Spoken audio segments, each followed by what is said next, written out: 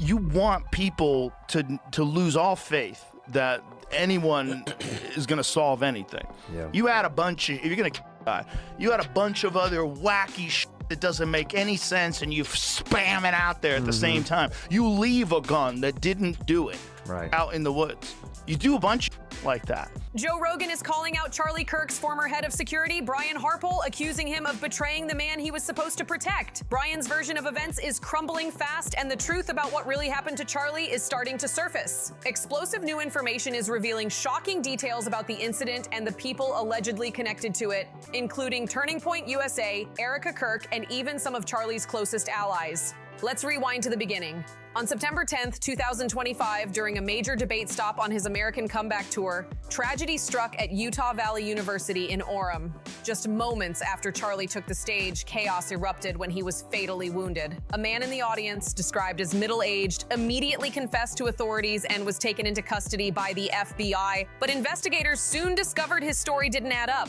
2 days later, the real suspect, or at least the man allegedly responsible, was found on a nearby rooftop. His name, Tyler Robinson. Reports say he later walked into a police station and confessed, and a firearm connected to the case was recovered near the scene, allegedly with no visible serial number. But this is where things take a wild turn. After Tyler's arrest, Charlie's chief of security, Brian Harpole, gave an interview that left everyone with more questions than answers. Nothing Brian said made any real sense, and that's the part that's making people furious. Remember, there had already been a serious threat against Charlie's life, and just a day before the tragedy, Charlie reportedly texted several people close to him saying he was genuinely scared for his safety. Brian was being paid millions to protect him, and yet these are the decisions he made. What else am I to do? When a command level person from an accredited police department says, I've got this area. Jeez. Please, pick me. Okay, you know when you're like in school and you gotta hold your hand up because you really want a teacher to see you? I have an answer for what else you could have done. You could have followed up because it's your job and Charlie paid you millions of dollars not to pass the buck. No. Also, you asked the police chief. It's hard not to question whether this was pure negligence or something more deliberate, because what Brian said next made things even stranger. He claimed that it was illegal to fly a drone near the university campus, but that's completely false, and he absolutely knew better. As someone who's run a security company for years, Brian knows private firms are licensed to use drones for surveillance, especially during high-risk events. Multiple experts have since confirmed this wasn't true at all. Then Brian tried to shift blame, saying his biggest mistake was trusting the local police chief, but that doesn't line up either, and so because there were dozens of other security warnings that he ignored. The deeper you look into it, the clearer it becomes that what happened that day wasn't just a series of accidents. It looks like a chain of serious decisions that went terribly wrong. And here's the biggest red flag. There was practically no real security at the event. The rooftop wasn't guarded, tickets weren't even being checked, and an event planned for just 600 people ballooned into a crowd of over 3,000. Charlie's security team could have stepped in at any moment, but they didn't. That's not just a slip-up. That's a choice that cost everything. Charlie seemed to sense that something terrible was about to happen, and sadly, he was right. The more people dig into the claims made by Turning Point USA, the more their entire story starts to crumble. And get this, the footage of Tyler Robinson's supposed confession has mysteriously vanished. Reports say the police station where Tyler allegedly turned himself in has somehow deleted the footage. How does that even happen? You're telling me a man supposedly walks in to admit to a shocking act and the security footage just disappears? It's unbelievable. An either-or question, and I'm just kind of like trying to understand the basic construct of sentences. He said, got you covered. What does that mean? It was an either-or question. Either provide us access or get somebody up there. Got you covered means what? No follow-up? That's it? Millions and millions of dollars on his security annually. And you just said, hey, a student told us that there's a rooftop and it would be good if we could have access to it, or if one of your guys could secure it. Got you covered. That's it. That's what Charlie was paying for? At this point, many are convinced there's a serious cover-up going on. Joe Rogan recently broke down the whole situation on his show, analyzing every single inconsistency in the official story. The part about Tyler Robinson supposedly being the one who fired the shot and somehow jumping off a 14-foot rooftop without a trace of evidence doesn't add up at all. And then we're told he suddenly decided to turn himself in? None of it fits together. To make things even weirder, investigators claim the weapon Tyler had was a modernized rifle that supposedly dated back to World War I. And just like that, it conveniently had no serial number. And according to their version, he somehow managed to take that old rifle apart and reassemble it on a rooftop while under pressure. That's not just suspicious, it's almost impossible. And believe it or not, this isn't even the most unbelievable part. The FBI's version of events claims that someone with no real shooting experience made a perfect shot using an old rifle supposedly from World War I and then vanished without leaving a single clue behind. Come on, that doesn't sound like the work of an amateur at all. Meanwhile, Erica's behavior after Charlie's passing has raised eyebrows everywhere. Many people online have noticed how quiet she's been about the investigation, yet she's appeared in multiple interviews talking about other things. One viral TikTok comment summed it up perfectly. "I don't get how Erica Kirk has time for interviews, but nothing to say about finding out what really happened. If my husband went through that, I'd be fighting to get answers, not doing interviews about politics." It's a harsh take, but it reflects what a lot of people are thinking right now. Some even mentioned they appreciated how Candace Owens stepped up to push for answers when so many others stayed silent, saying they'd do the same for their families too. And the tension doesn't stop there. Thousands of dollars on drones last year and got the guy's license. But if the area lies in the Provo, Utah airspace, I can't fly it. That's a 107B. We can't break the rules. Right? And then you had secondary restrictions, probably due to heavy foot traffic for the school, but I can't go in and break the rules. There's laws for a reason. And so now the school could have flown drones, the PD, but they didn't have them, right? But Orem PD has a drone unit active and professional, and that police department, I will tell you right now, is awesome. Both Candace Owens and Tucker Carlson have reportedly received threats simply for questioning the official narrative. The second they began digging into the inconsistencies, the pressure came down hard. Candace even revealed during a live stream that she'd been directly warned there was an active threat against her if she didn't back off. It's getting intense, and the story is nowhere near over. What's happening next takes the story from strange to downright chilling. After the shocking warning Candace Owens received, more cracks began to form in the entire narrative surrounding Charlie Kirk's case, and every new piece of information made things look even more suspicious. Not only had the confession footage vanished, but insiders were also coming forward claiming that there were massive inconsistencies in how the investigation was handled from the start. One anonymous source who reportedly worked in local law enforcement at the time described the investigation as rushed and sloppy, saying critical evidence was moved before it was properly photographed. Can you imagine that? Evidence, in such a high-profile case, mishandled before the official team even arrived. And the weirdness didn't stop there. The event venue itself, Utah Valley University, allegedly failed to cooperate fully with the investigation during the first week. Several employees were reportedly told not to talk to the media about what they saw that night. That detail alone sent the internet into a frenzy. People started asking who exactly was giving those orders and why was there such urgency to keep everyone quiet. Adding even more confusion, a group of students who had been filming the event for a class project claimed their footage mysteriously disappeared from university servers days later. They said the files were corrupted or deleted, and the IT department refused to provide a clear explanation. That's when the whispers about a possible coordinated cover-up grew louder than ever. At the center of all this noise stood Erica Kirk, the woman caught between grief, leadership, and now suspicion. They get it. They were there, they helped, both on the soft side and the hard side. And so I started asking questions like, do you guys have a drone unit? Yeah, good. Do you have an MOU or a mutual aid agreement with the school? And they're like, yeah. I said, did they call you and ask for assistance? No. I'm like, why wouldn't you call? And then, so, that's one. So just, I can't go in and break the law. I can't make my guys break the law.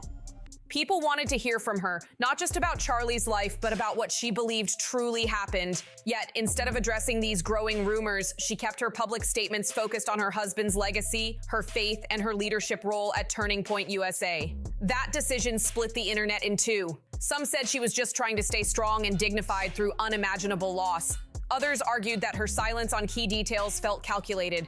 Even some of Charlie's former allies seemed unsure how to feel. A few quietly unfollowed Erica on social media, while others publicly defended her, saying she shouldn't be pressured to speak while the investigation was still ongoing. But the timing of certain posts didn't help her image, especially one she made just 2 weeks after Charlie's passing, where she smiled beside other political figures at a gala. Many fans commented that it felt off, with one person writing, "It's like she moved on before we even got answers." Meanwhile, journalists began questioning the FBI's handling of the shooter, Tyler Robinson. Several pointed out that the timeline of his alleged confession didn't make sense. If he truly confessed on the day he was arrested, why were there no official press statements for over 48 hours? Why was the footage of his confession erased? And who had access to that recording? One insider said that when the media requested to see the footage through a formal Information Act request, they were told it didn't exist. And then came the bombshell. It's a report leaked online claiming that the rifle Tyler supposedly used didn't even match the bullet fragments recovered from the scene. That one revelation changed everything. It meant either someone planted the wrong weapon or there was another shooter entirely. Both possibilities were explosive, and neither aligned with what the public had been told. Joe Rogan, who had already questioned the inconsistencies, doubled down on his podcast, breaking down the absurdity of the case. He pointed out how nearly every major piece of evidence, from the rooftop access logs to the weapon's serial number. Looking back, Brian, what do you think that you guys could have or should have possibly done differently? You know, and people have asked that, and we've asked each other that. Sure. You know, and so we look at our operations plan, our workup. You know, we're like, what could we have done? What could we incorporate? And I'm like, man, if it were up to us, yeah, I'd have rolled in an APC. We had had, you know, no budget, and you know, there's a difference there. We have to work within realities, right. And so. Was either missing, damaged, or conveniently unclear. How can you call this a closed case when nothing lines up? He asked. The comments sparked massive debate online, with millions of views across clips dissecting every angle of his argument. Even more shocking, Brian Harpole, the head of Charlie's security team, started to go quiet. After giving his confusing first interview, he refused to speak to reporters again. Some of his former co-workers said he'd gone off the grid, while others claimed he was under some sort of gag order. Rumors began circulating that his private security firm had lost multiple contracts due to reputational concerns. If true, that would explain his silence, but also raise new questions about what he might be hiding. And through all of this chaos, one uncomfortable truth became harder to ignore. Charlie had seen something coming. Those texts he sent to friends and colleagues the night before his passing paint a haunting picture. He reportedly told them he felt like something wasn't right and that he didn't trust some of the people around him. That's a detail that sticks with everyone who reads it. So why hasn't there been more transparency from Turning Point USA, from Erica, or even from law enforcement? Why are basic answers like who cleared the venue, who handled rooftop security, and who deleted the confession footage still unknown months later? These aren't small details. These are the building blocks of a case that has left millions of people confused and suspicious. Meanwhile, the tension surrounding Candace Owens and Tucker Carlson continued to escalate. After Candace revealed she'd been warned to stop talking, Tucker reportedly increased his own security measures. Several of his team members confirmed that they'd received strange messages and that certain sources suddenly refused to talk after being opened before. It's like an invisible wall went up around the truth, one that no one seems able to break through. I hate to lower myself to this guy, but I wish I wouldn't have trusted that chief. I wish, but this is a command level, accredited police department, chief of police days before. And when we're talking about a specific area, and then when it comes across and where there's like, this is what we're concerned with, and then when it comes back with, I got you covered, you tell me. And I'll take it. Is there another way for me to construe that that's taken care of? As weeks passed, people online began forming their own theories, some blaming political enemies, others suggesting corporate motives or internal power struggles within Turning Point USA. The speculation spread fast, with hashtags and online groups dedicated to uncovering what really happened. Some of those groups even managed to uncover overlooked photos and event maps showing unguarded areas, strange gaps in crowd placement, and possible escape routes near the building. One theory suggested that the shooter had insider help, someone who knew the event layout and security timing. That theory gained even more traction when a leaked email surfaced, allegedly showing that the event's security plan was changed at the last minute, just hours before everything went down. The reason? Logistical simplification. That vague explanation left everyone asking, simplified for who? And while the investigation drags on, one thing is undeniable. Too many pieces don't fit. Between the deleted footage, the missing weapon records, the sudden silence from key figures, and the threats against anyone daring to question it, this story feels far from over. Charlie Kirk's case has gone from tragedy to mystery, and now it's turning into something much bigger, a battle for truth, power, and accountability. The public deserves answers, and until they get them, people will keep asking the one question that just won't go away. What really happened that night in Utah? As the weeks turned into months, the pressure on everyone involved kept building, and the silence surrounding Charlie Kirk's case became almost deafening. Reporters, podcasters, and even former Turning Point insiders started hinting that there was way more going on behind closed doors than the public was being told. Every time new information slipped out, it felt like another layer of the mystery was being peeled away, only to reveal something even darker underneath. For starters, the official investigation seemed frozen in time. Despite the huge public interest, the FBI stopped releasing updates altogether. Rather explosively. 3 people told me off record. 2 people who have this in a written communication from Charlie. One who is a Turning Point USA donor, and I would say very much one of the white knights in this. The very day before Charlie Kirk died, he expressed that he thought he was going to be killed. He told these people, I think they're going to kill me, okay? He did not express that to me, so I am telling you this based off the testimony of 3 people. And I am saying this because I hope that these people, who I think are good, The only statement they'd made in months was a vague promise that the case was still active and ongoing. But come on, how could it still be ongoing with no visible progress, no press conferences, and no official clarification about the missing footage or inconsistent evidence? Something wasn't adding up. And then came the strange behavior from people who had been closest to Charlie. His longtime business associate reportedly moved out of state just days after the incident, selling his house almost overnight and cutting ties with Turning Point USA entirely.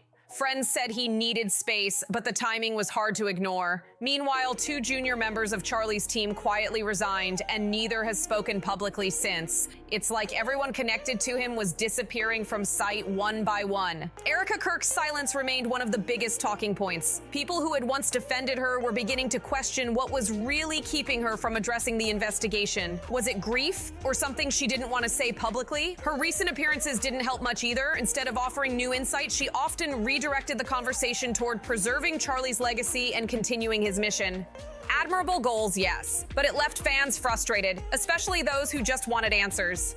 Adding fuel to the fire, a journalist investigating the case claimed that several police reports from the night of the tragedy had been altered or refiled. In one version, the timeline of when the first officers arrived didn't match the statements given by witnesses. That discrepancy might sound small, but in a case this serious, every minute matters. Online communities picked it apart, comparing timestamps and testimonies, and the inconsistencies grew too large to ignore. And then came another shocking detail. A whistleblower, allegedly part of the security planning team, came forward with claims that the rooftop area where the shooter was supposedly found had been cleared and declared safe 2 hours before the event even began. If that's true, how did someone manage to sneak up? Will be inspired to come forward with that.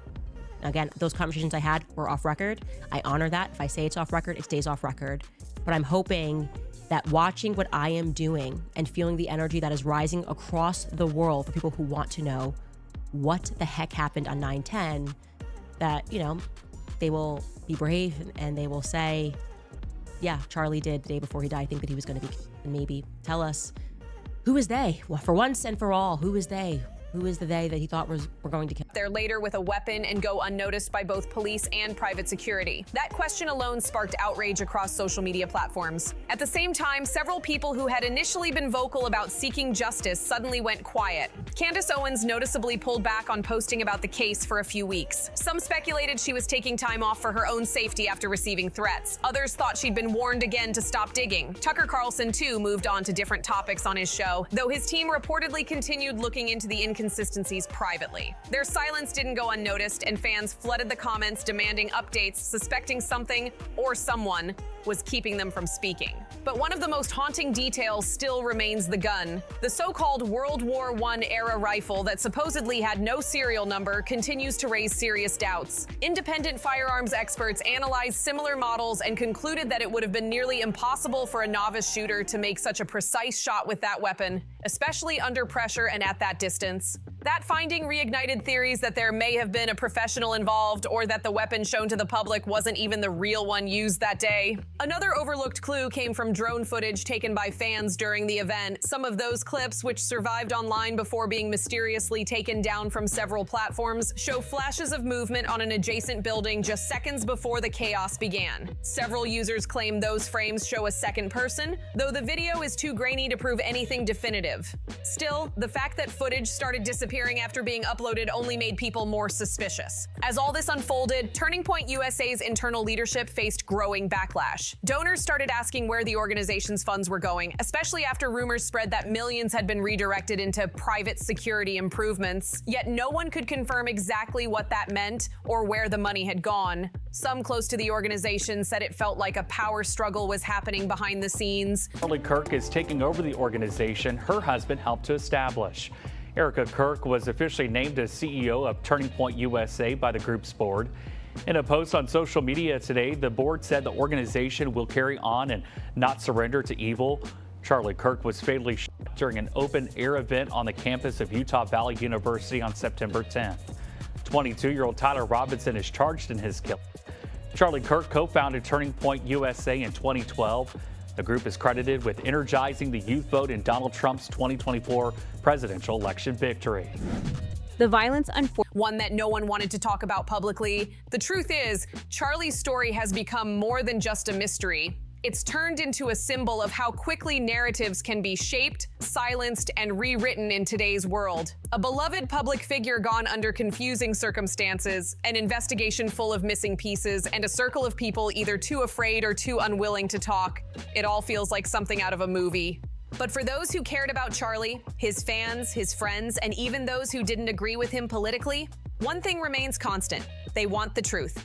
And until real answers come out, people won't stop digging. Every deleted file, every changed statement, every missing video, they're all reminders that something here doesn't line up. The story is far from over. If anything, it's only getting deeper, darker, and more tangled as time goes on.